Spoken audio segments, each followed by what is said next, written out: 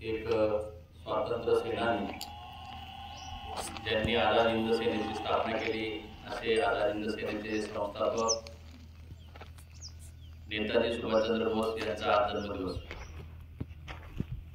मित्र, आता नेताजी सुभाषचंद्र बोस आपण त्यांच्या प्रतिमेकडे जर पाहिलं तर त्यांच्या प्रतिमेवरून आपल्याला एक आठवण येते की एक करारीपणा, एक धाडसी नेतृत्व आणि एक महान असा वीर या भारत देशामध्ये जन्मात आले होते।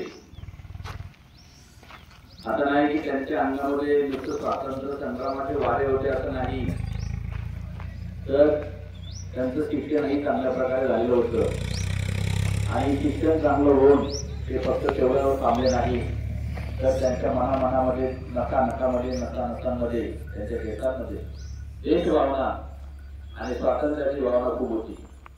म्हणून त्यांनी एक चांगल्या प्रकारची नोकरी असताना देखील त्या नोकरीला झुगारून त्यांनी त्यांच्या मनामध्ये स्वातंत्र्याची भावना निर्माण होत होती। त्यांच्या मनामध्ये स्वातंत्र्याचे धडे आणि स्वातंत्र्याच्या सगळ्या काही भावना या जिवंत होत होत्या। आणि मग एकटा व्यक्ती करणार काय, म्हणून त्यांनी दोन मित्रांची सोबत घेतली आणि आझाद हिंद सेनेची स्थापना केली। आणि खरोखर ते जर राहिले असते तर कदाचित अजून 1 वर्ष 2 वर्ष आपल्याला स्वातंत्र्य लवकर मिळालं असतं। परंतु काही गोष्टी या वेळ होत असतात आणि एवढ्या वेळेस नाही। आता देशाला स्वातंत्र्य मिळवायचं काम एकट्याचं नव्हतं, म्हणून त्यांनी आकाशवाणीवरून त्या ठिकाणी लोकांना संदेश दिला होता की तुम्हाला आणि मला सगळ्यांना जर स्वातंत्र्य मिळवायचं असेल तर शांत बसून चालणार नाही, आपल्याला सगळ्यांना भांडावं लागेल, लढावं लागेल, तरच आपल्याला स्वातंत्र्य मिळेल। आणि प्रत्येक गोष्ट ही मिळवायची असेल तर मिळवण्याच्या मागे एखाद्या व्यक्तीच्या चांगल्या भावना असाव्या लागतात, एखादा वीर योद्धा असावा लागतो, तरच त्या भावना ज्यांच्याकडून मिळवायचंय त्यांच्यापर्यंत पोहोचत असतात, अन्यथा नाही। एवढ्यावर थांबले नाही, आझाद हिंद सेनेची स्थापना करण्यावर थांबले नाही, तर त्यांनी प्रत्यक्ष लढाई बांधण्यास सुद्धा सुरू ठेवला। त्या काळामध्ये 2 गट होते, सरांनी सांगितले जहाल गट आणि मावळ गट। ही जहाल गटातले असलेले नेताजी सुभाषचंद्र बोस त्यावेळेस एवढं करत असताना देखील आपल्याला स्वातंत्र्य मिळत नाही म्हणून ते घाबरले नाही, डगमगले नाही। परंतु समोर देशाच्या कारवाया सुरू होत्या, समोर देशातील घटक एकच विचार करत होते की जो स्वातंत्र्य मागत असेल पहिले त्याचा कान करा, म्हणजे पहिले त्याचा नायनाट करावा।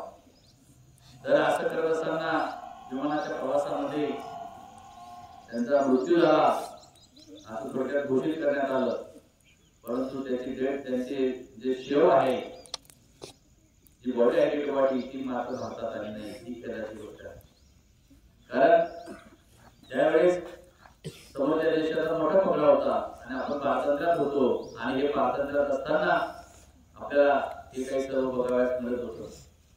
मित्र, एक गोष्ट नक्की असते,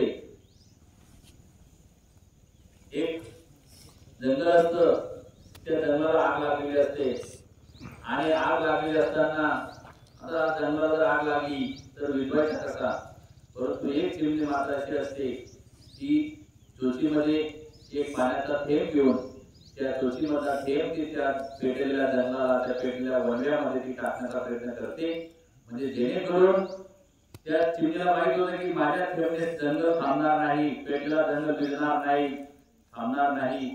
पण एक गोष्ट नक्की आहे, त्या जंगल वाचवण्यामध्ये त्या चिमणीचं नाव आहे। तसं स्वातंत्र्य संग्रामामध्ये बऱ्याच लोकांनी सहभाग घेतला, परंतु बरेच लोक काम करत होते, पण प्रमुख मुख्य सेनानी नेताजी सुभाषचंद्र बोस हे काम करत होते।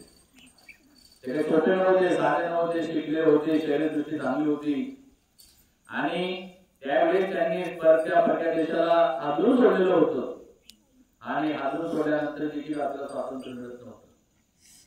पण असो, जो काळ असतो त्या काळानुसार चालावं लागतं, त्या काळानुसार आपल्याला बदलावं लागतं आणि या बदलत्या काळानुसार आपल्याला सगळ्यांना राहावं लागतं आणि मग ते स्वतः एका तपस्येसाठी देखील एक तपस्वी म्हणून त्यासाठी देखील ते प्रसिद्ध होते, म्हणजे त्यांनी तपस्या देखील केली होती.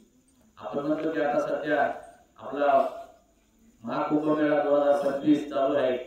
आपण सगळेजण पाहतोय टीव्हीवर संध्याकाळी त्या ठिकाणी कशा कशा प्रकारचे साधू असतात, कोणता साधू किती वर्षाचा, कोणता साधू किती वर्षाचा, कोण काय, म्हणजे कोणाची साधना कोणती, कोणाची साधना कोणती, कोणाची कोणती साधना, अशा प्रकारची योग साधना असते. आणि हे तपस्वी, हे नेताजी सुभाषचंद्र बोस हे देखील एक तपस्वी व्यक्ती होते, महान तपस्वी व्यक्ती होता. आणि त्या अशा तपस्वी व्यक्तीमुळे आपल्याला स्वातंत्र्य मिळालं. आणि खरोखर मित्रांनो, त्यावेळेस जर ते राहिले असते आणि स्वातंत्र्य संग्राम म्हणजे स्वातंत्र्य जर त्यांना बघता आलं असतं तर खरोखर त्यांनी काँग्रेसच्या स्थापनेमध्ये देखील त्यांचा सिंहाचा वाटा होता. कारण ज्यावेळेस भारत स्वतंत्र झाला त्यावेळेस काँग्रेस पक्षाची स्थापना झाली होती त्याच्या आधी, आणि काँग्रेस पक्षाची स्थापना झाल्यानंतर त्यावेळेस नेताजी सुभाषचंद्र बोस हे देखील काँग्रेस पक्षामध्ये चांगल्या प्रकारे सामील होऊन चांगलं काम करत होते. आणि देशाच्या स्वातंत्र्य संग्रामासाठी काँग्रेस पक्षाची देखील महत्वाची भूमिका होती. आणि त्यावेळेस त्या काँग्रेस पक्षाने त्या ठिकाणी देश स्वातंत्र्य होण्यासाठी त्यांची महत्वाची भूमिका होती, म्हणजे त्यांच्यामधील जी नेते मंडळी होती ती काम करत होती. म्हणजे अशा प्रकारे हा भारत आणि या भारत देशाच्या बऱ्याचशा परिस्थिती पाहता आपल्याला असं वाटतं की आपण आता जी पिढीमध्ये जन्मास आलो म्हणून आपल्याला काही बघायला मिळत नाही. आता आपण एकदम सुंदर, सावधान आणि चांगल्या परिस्थितीत जीवन जगत आहोत. कोणाचाही आपल्याला काही त्रास नाही. नाहीतर तुम्ही जीवन जगत असताना देखील खूप त्रास व्हायचा. कारण बऱ्याच गोष्टी असतात